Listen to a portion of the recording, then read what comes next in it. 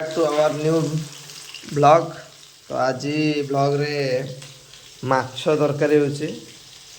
तो माछ दरकारटा करार अच्छे ना फास्ट आपको कौन करा पड़ो कह तो माछ को भल से तेल टे दे भल भाव छाणिया पड़ो ये भाकुर माछ जदि कर तो भाकुर न जो भी माछ आम भाकुर भल लगे मीठा माछ बोली तो भल से छाण देन आलू को भी भलसे छाणीदेव ठीक अच्छे।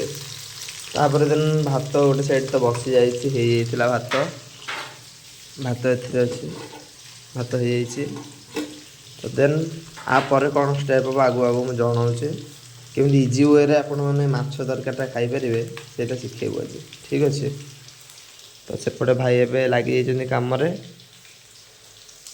आउ मुझे भजा भजी कर लगी लेट्स सी आगु कौन कौन करा देखा चलो।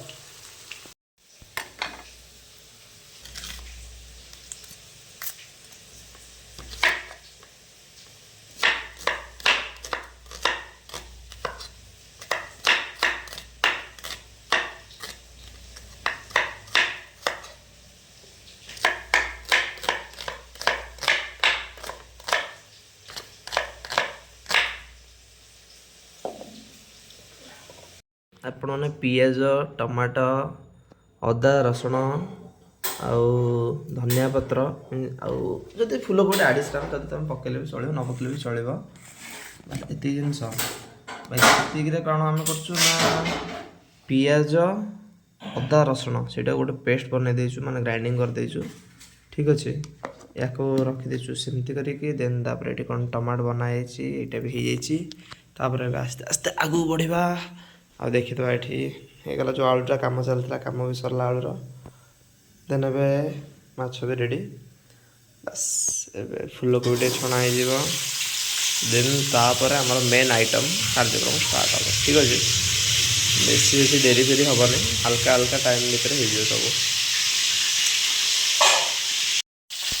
सब रखी काढ़ीदेवे फूलकोबी बसवन आमर आरंभ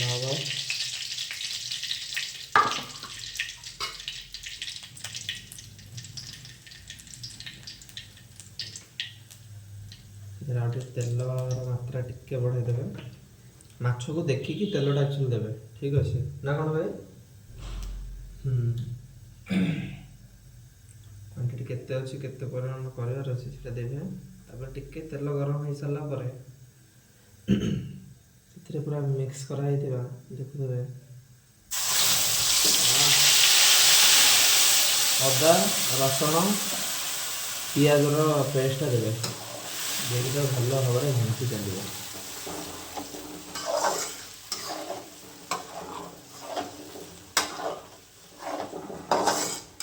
भाई आमर ग्राइंडर अच्छी बोली सीना करदे जो पिला ग्राइंडर थे से कौन करेंगे छेचिबे भाई जापर तो मुझे जाणी से पचारि कहीं प्राय बैचलर भाई मान थी कि नहीं ग्राइंडर ना भाई एवं रिसेंट आम पाक आसी ना आ पूर्व तो मुझे भाई हाथ में छेची कर खाऊली तो जेहतु ये आसी से कहीदेली या पाखे मैंने ग्राइंडर ना से छेचा छेची करदे भाई छेची चलो माड़ी चल तो बुझिपारे भाई मैंने भल से पूरा कौन करेंगे ना छेचे छेचिकी पकेबे है यहाँ कौन भाई धनिया पाउडर पूरा फुल चामच गोटे पकेबे देन जीरा पाउडर ना भाई अरे हलदी सॉरी धनिया पाउडर तापर हलदी पकेबे गोटे चामच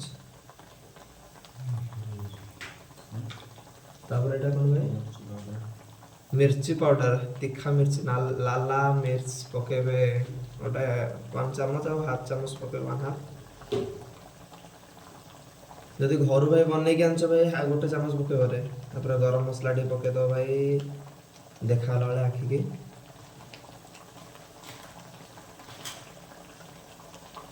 तापर एतिकी पकईकी एबे घंटा घंटे कर देथिबा ठीक अच्छे से तो भल से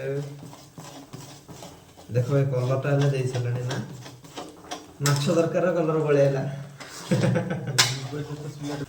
आगु देखिए आगे गले कौन हो ଟିକେ ଗରମ ଥିବ ତାହିଁରେ ତାପରେ ଟମାଟୋ ପକେଇଦବ ଟିକେ ଟାଇମ୍ ପରେ ପକେଇ ଘାଣ୍ଟି ଚାଲିବ ପୁଣି ଏଥିରେ ହାଲକା ମିଶେଇଦବ।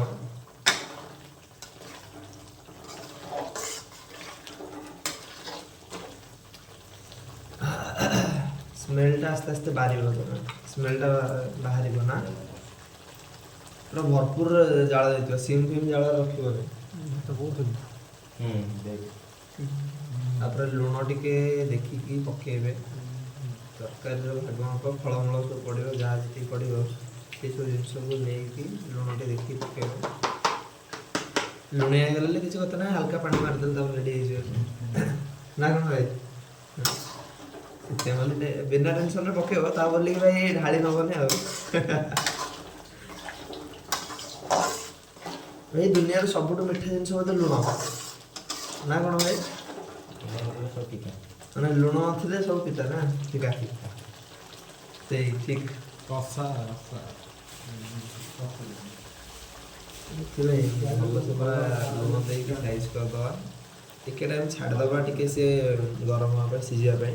ଠିକ୍ ଅଛି, ଭଲସେ 5-10 ମିନିଟ୍ ଫୁଟି ସାରିଲା ପରେ ସେଥିରେ ଯେଉଁ ଆମେ ଆଳୁ ଆଉ ଫୁଲକୋବି ଛାଣିଥିଲେ ସେଇଟା ବର୍ତ୍ତମାନ ପକେଇଦେବା। ଭିତରେ ରଖିଦେଇଥାଅ, ଦରକାର ଆସିବ କ'ଣ ଏଥିରେ।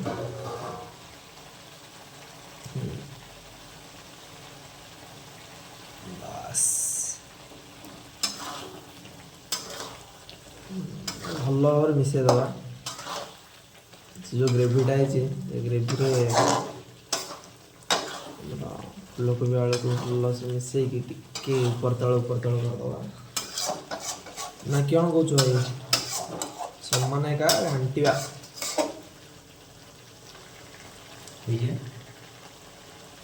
ଭଲ ସିମ୍ କରିବା ଭଲ ଦୁସୁଛି ତ ଭଲ, କିନ୍ତୁ ସ୍ୱାଦ ଆମେ ଚାଖି ଦୁସୁଛି ତ ଭଲ। ସ୍ୱାଦଟା ତୁ ଚାଖିଲେ ଜାଣିବୁ ଯେ ଦେଖିକି ଦେଖେଇବାର ସ୍ୱାଦଟା କେମିତି ଅଛି, ଦେଖିବାର ସ୍ୱାଦ ଭଲ। ବାସ୍ ସେତିକି ଦରକାର, ଆଉ କିଛି ଭାଇ। ସବୁ ଆକ୍ଚୁଆଲି ଷ୍ଟେପ୍ ଗୁଡ଼ା ମନେ ରଖ, କାପରେ କୋଉଟା ପକେଇବ, ନହେଲେ ନାହିଁ ଭାଗ ମାପ ଏପଟ ସେପଟ ହେଇଗଲେ ଭାଇ ଟେଷ୍ଟ ବଦଳିଯିବ, ସେଥିପାଇଁ ମନେ ରଖିକି କରୁଥାଅ।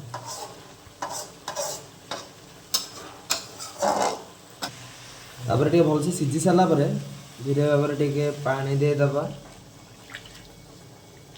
କାହିଁକିନା ମାଛଟା ତରକାରୀ କଲେ ଭଲ ଲାଗେ, ବୁଝିପାରିଲ ତ ଭାଇ?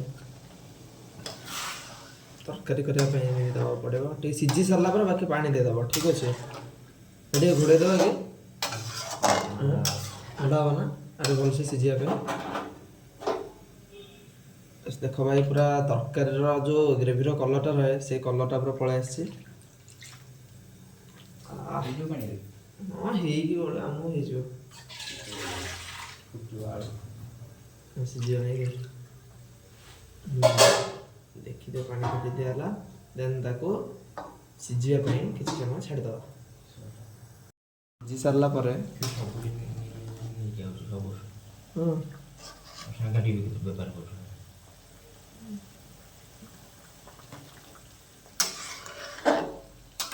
ଭଲସେ ଫୁଟିଗଲା ପରେ ତାକୁ ଟିକେ ଖୋଲିକି ଢାଙ୍କୁଣି ଖୋଲିକି ନେବା, ଆଉ ସିଝିବ ନା।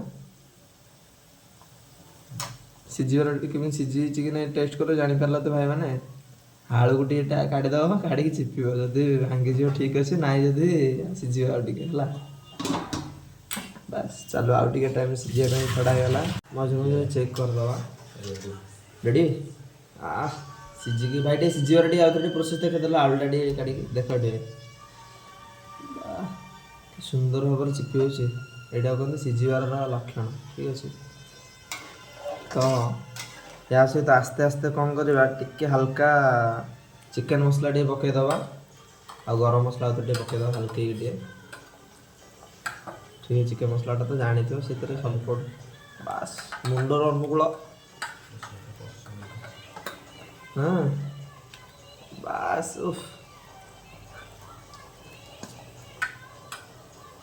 ଚାଲିଛି ମୋ ଓହୋ।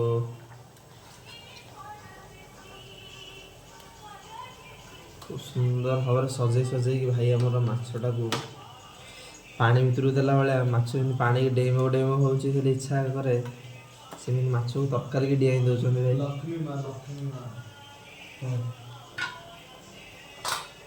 ବାଃ।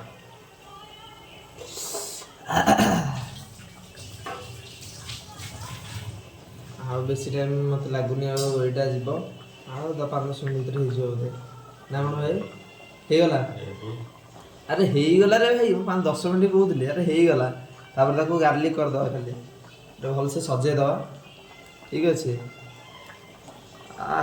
ଧନିଆ ପତ୍ରର ଯେଉଁ ବାସ୍ନା ଆଉ ମାଛ ତରକାରୀର ଯେଉଁ ବାସ୍ନା ନାକ ଫଟେଇ ଦେଉଛି। ତ ନିଅନ୍ତୁ, ଫାଇନାଲି ତିଆରି ହେଇଗଲା ମାଛ ତରକାରୀ। ଠିକ୍ ଅଛି ନା ଆଉ କ'ଣ ଜାଣିବା ଭାଇ? ଏତିକି ତ ବାସ୍। ଏଥର ଖାଇବାକୁ ଡେରି, ଖାଇଲା ଟାଇମ୍ରେ ଟିକେ ମୁଁ ଭିଡ଼ିଓ କରିବି, ଠିକ୍ ଅଛି ଭାଇ। Thank you.